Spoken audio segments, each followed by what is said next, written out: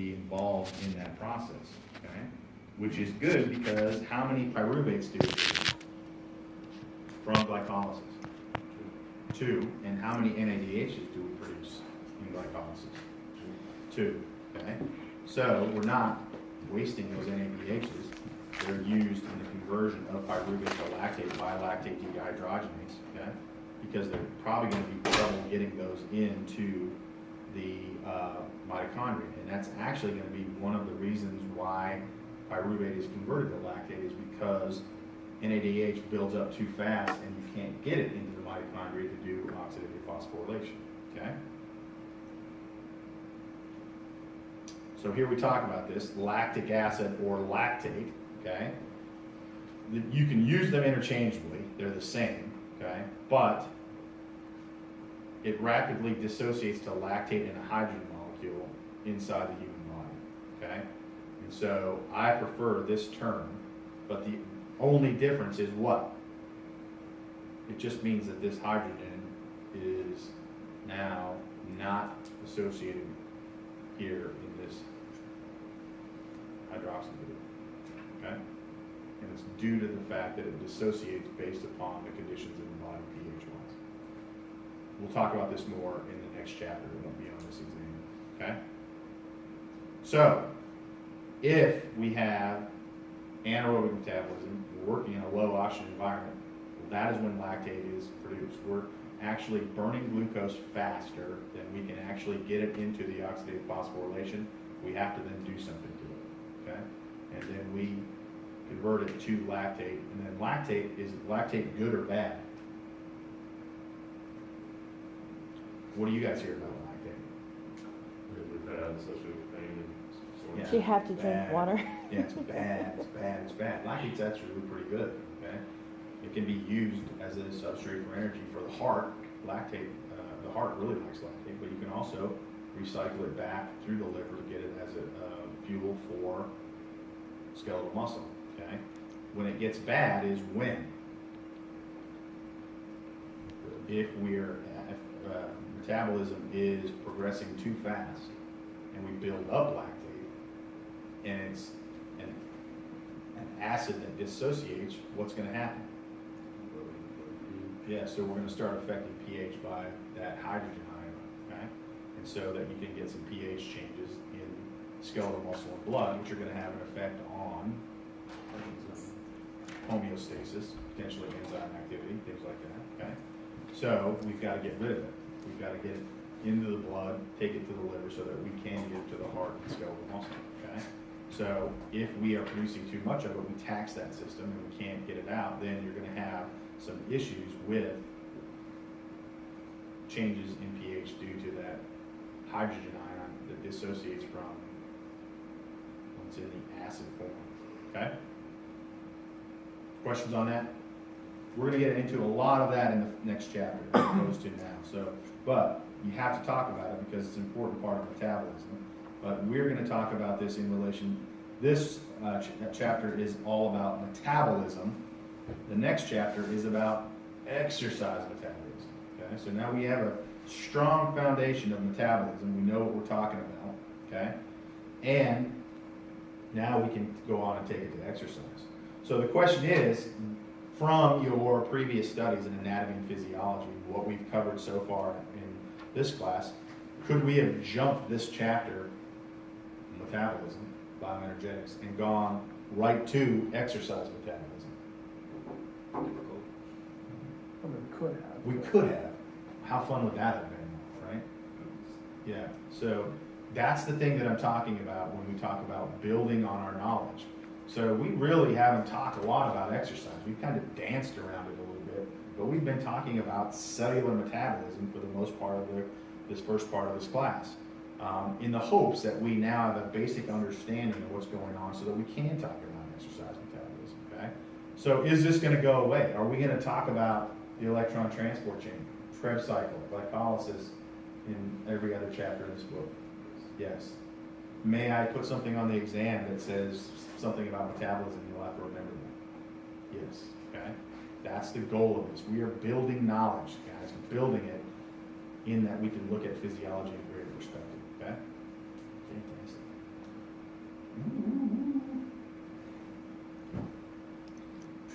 Okay, the last thing we're going to talk about really quickly is we talked about the control of bioenergetics. Okay, one of the things that we talked about was these rate limiting enzymes. Okay, is a way for us to control these metabolic pathways, and we know what those enzymes are, right? And we know what's going to inhibit them. If we were to pick one thing to talk about inhibiting enzymes, rate limiting enzymes, or increasing their activity, what would it be? Presence of ATP or ADP. If we have a lot of ATP on hand, it's going to inhibit ATP production. If we have low levels of ATP and high levels of ADPI, inorganic phosphate, we need to produce ATP. Talked about that a little bit, okay? Nothing new there. So if you were to look at, and this is something you can look at it, but it's basically just a diagram talking about a rate limiting enzyme, okay? And a product that goes back and inhibits the enzyme. We already know that, so that's nothing new to us. But here are our rate limiting enzymes, okay? In this case, the ATP or creatine phosphate or phosphocreatine system, the only enzyme in the phosphocreatine system is creatine kinase, okay? Glycolysis, we know that it is phosphofructokinase. Krebs cycle, isocitrate dehydrogenase. And so this is the only one of those proteins in the membrane that you will need to know in the electron transport chain is cytochrome oxidase, which is an enzyme within the electron transport chain. That is the rate limiting step for electron transport chain. Now let's go look at stimulators. So I'm going to take this away. What do you think is a stimulator for all of these enzymes? Stimulate ATP production.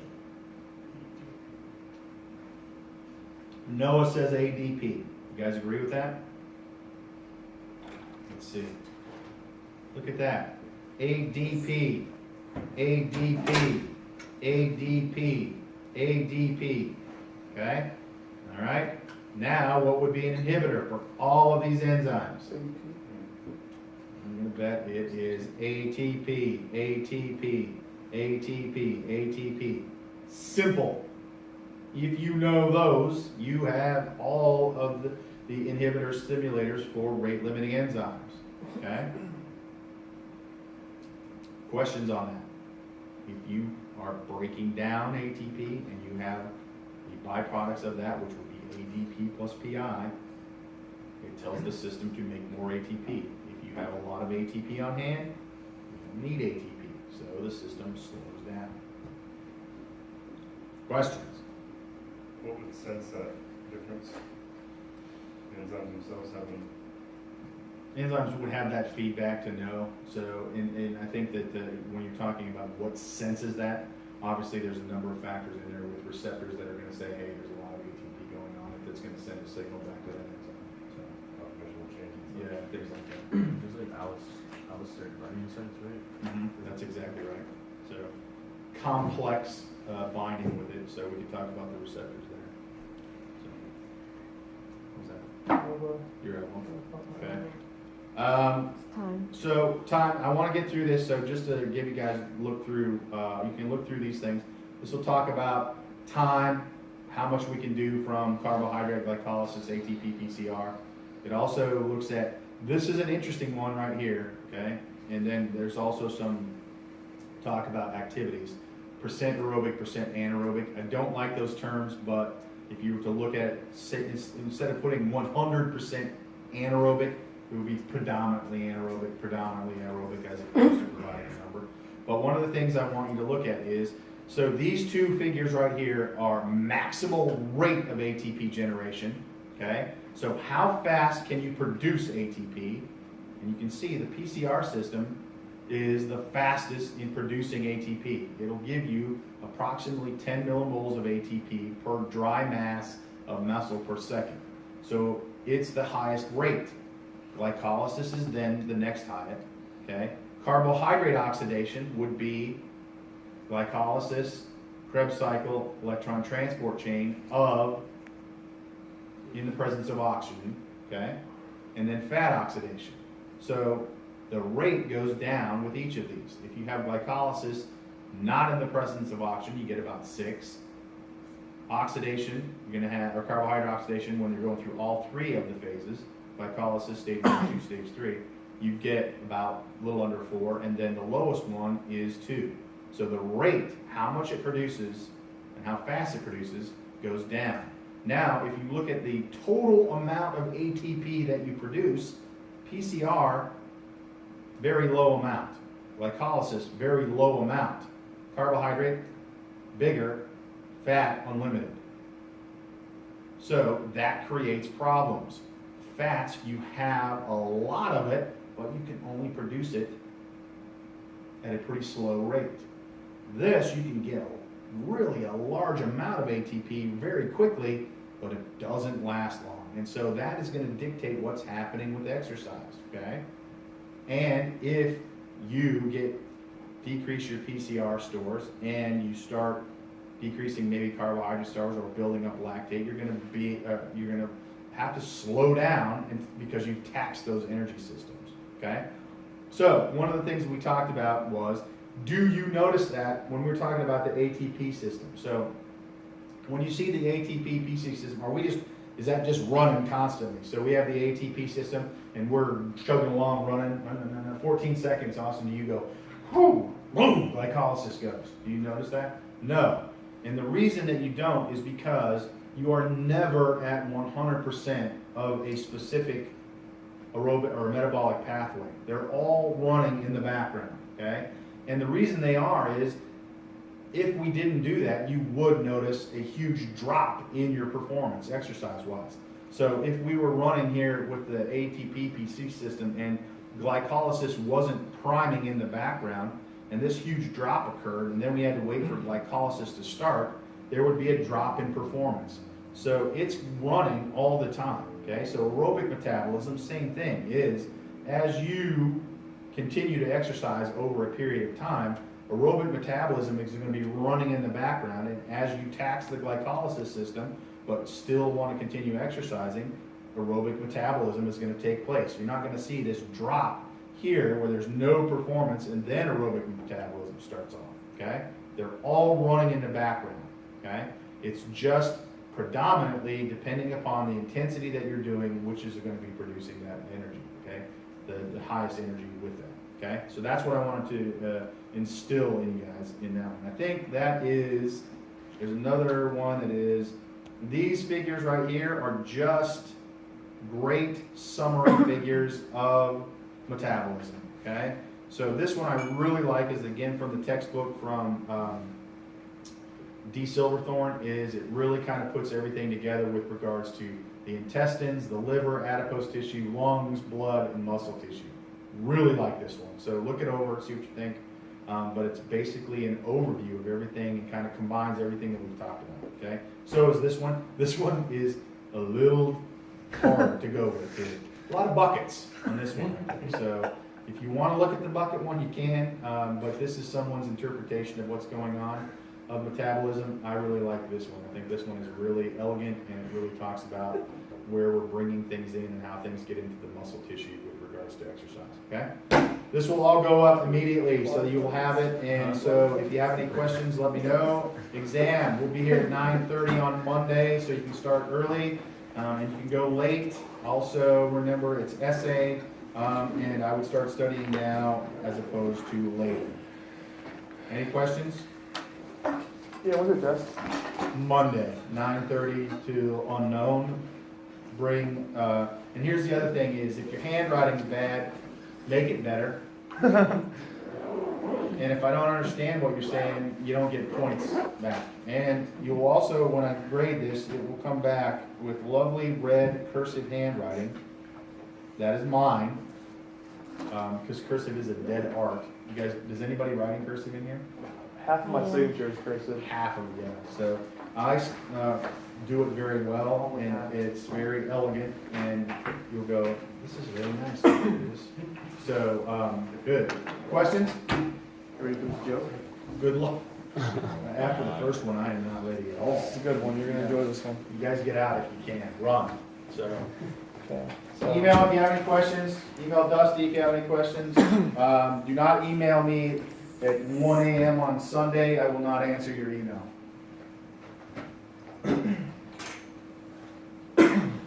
All right, hit us with this, Joe. Oh, geez, I get a little queasy in the stomach. Okay, just so thinking there about is there's 3 construction workers. it. First of all, is this appropriate for all Yes, audiences? yes, Okay. of course. All right. There's 3 construction workers. They're sitting on top of a skyscraper that they're currently building. One of the construction workers is a man from Spain. The second construction worker is a man from Australia. And the third construction worker is a totally stupid guy. Can a stupid guy be from Spain or? He says that's his number one defining characteristic. He's a totally stupid guy. Okay, So they're on their lunch break, a little harsh, but. sitting atop the skyscraper on their lunch break. The first construction worker opens up his lunchbox. He finds he's got paella in there. He says the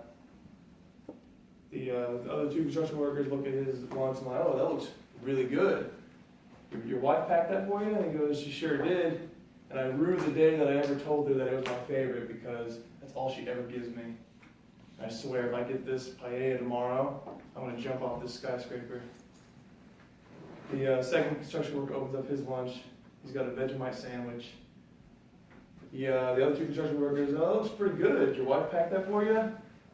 She goes, sure did. I rue the day I ever told her it was my favorite. It's all she ever gives me. If she gives this to me tomorrow, I'm jumping off the skyscraper. Totally stupid guy opens up his lunchbox and gives a PB&J. They're like, oh, that looks really good. He goes, I know, and if I get this tomorrow, I'm going to jump off the skyscraper too. I'm so sick of PB&J. Next day rolls around, they're on the lunch break again. First construction worker, the man from Spain, opens up, he finds paella in his lunchbox. He goes, that's it. I told you guys that if my wife packed me this dish another day, I'd be jumping off the skyscraper. So what does he do? He jumps off to his demise. Second construction worker opens up, finds a Vegemite sandwich. He says, oh man, I said if my wife packed me another Vegemite sandwich, I'd be jumping off the skyscraper. So that's exactly what he does. He jumps off to his demise. Totally stupid guy opens up his lunchbox, finds a PB&J. He says, man, I told you if I got another PB&J, I'd be jumping off, so now I have to follow suit. He jumps off to his demise. Later that week, at all their funerals, the wife of the first construction worker, the man from Spain, she's crying and sobbing. Because if I'd only known that he didn't like paella, I wouldn't have packed it for him. The wife of the second construction worker, she's crying and sobbing. If I only knew that he didn't like Vegemite, I would not have packed it for him. The third construction worker's wife, the totally stupid guy's wife, she's crying and sobbing. I should never have let him pack his own lunch. Every time. We went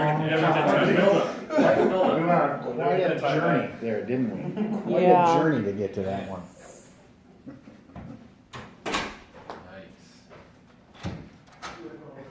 Don't quit your day job. Yeah, go get a day job then. Winnie, are you sticking around? What are you doing? Yeah, I'm going over something. I'm coming out. I didn't check my emails this morning yet. It's locked, so when you close it, it'll be good. Okay, thank you.